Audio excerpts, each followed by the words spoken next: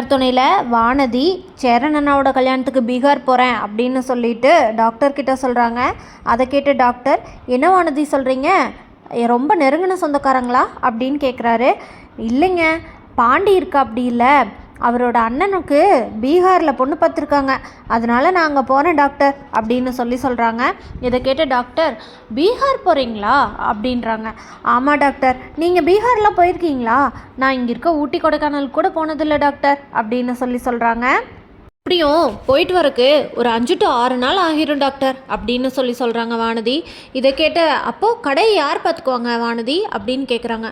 அதான் செல்வம் இருக்கானே டாக்டர் அப்படின்னு சொல்கிறாங்க.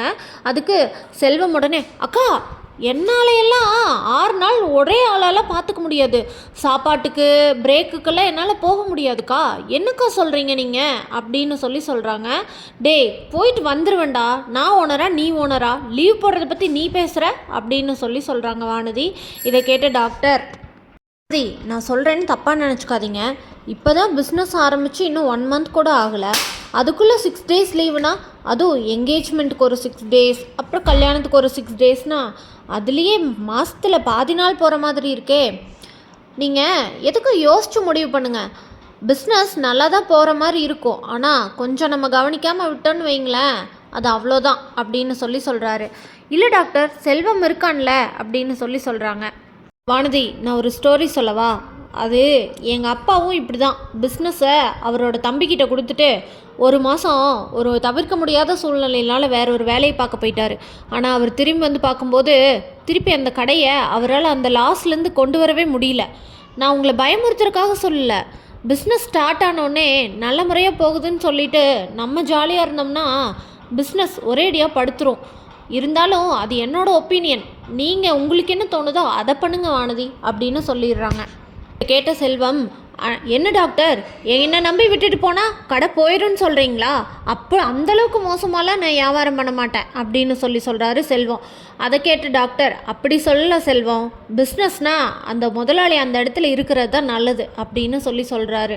எனக்கா இவர் என்னையவே விட்டால் தூக்கிடுவார் போல வேலையிலேருந்து அப்படின்னு சொல்கிறாரு. சேரனும் நிலாவும் அவங்க அத்தையும் பெரியப்பாவையும் கல்யாணத்துக்கு கூப்பிட்றக்காக போகிறாங்க. அந்த நேரத்தில் சோழன், பாண்டியன், பல்லவன் இவங்கெல்லாம் அவங்கள கூப்பிடவே வேண்டாம், அவங்க வந்தால் எதுவுமே நல்லா இருக்காது அப்படின்னு சொல்கிறாங்க. ஆனால் இருந்தாலும் மரியாதைக்காக நம்மளுக்கு அவங்க தானே இருக்காங்க, போய் கூப்பிடணும்னு சொல்லிட்டு போய் கூப்பிடுறாங்க. அங்கே போய் கூப்பிட்றப்ப அவங்க அவங்க பெரியப்பா என்ன சொல்லிடுறாருன்னா, நாளாக வரல அப்படின்னு சொல்லிடுறாரு. சேரனோட பெரியப்பா, பீகார் இங்கிருந்து ரொம்ப தூரத்தில் இருக்கும் போலையே, என்னால் 2 நாள் நீங்கள் சொல்கிற மாதிரி ட்ரெயினில் அலைஞ்சிட்டெல்லாம் வர முடியாது, குளிக்காமல் கொள்ளாமையெல்லாம் வர முடியாது, அதனால் நீங்கள் பாருங்கள் அப்படின்னு சொல்கிறாரு. இதை கேட்ட கஸ்தூரியும், பார்க்கலாம், ரொம்ப தூரமாக இருக்கும் போலையே, 2 நாள் ட்ரெயின்லேயே எப்படி போகிறது அப்படின்னு சொல்கிறாங்க. உடனே கார்த்திகா, இல்லை அம்மா, எனக்கும் ஒரு சேஞ்சாக இருக்கும், போயிட்டு வரலாம், சேரன் மாமாவுக்கும் கல்யாணம் நடக்கிறது ரொம்ப சந்தோஷமான விஷயம், நம்மளுக்கு அவங்கள விட்டால் யார் இருக்காங்க, நம்ம தானே போகணும் அப்படின்னு சொல்கிறாங்க. உடனே கார்த்திகாவோட மாமா, சரி கஸ்தூரி, நீயும் கார்த்திகாவும் போயிட்டு வாங்க, அவளும் வீட்டுக்குள்ளேயே இருக்கா, அவளுக்கும் ஒரு சேஞ்ச் கிடைக்கும்ல அப்படின்னு சொல்கிறாங்க.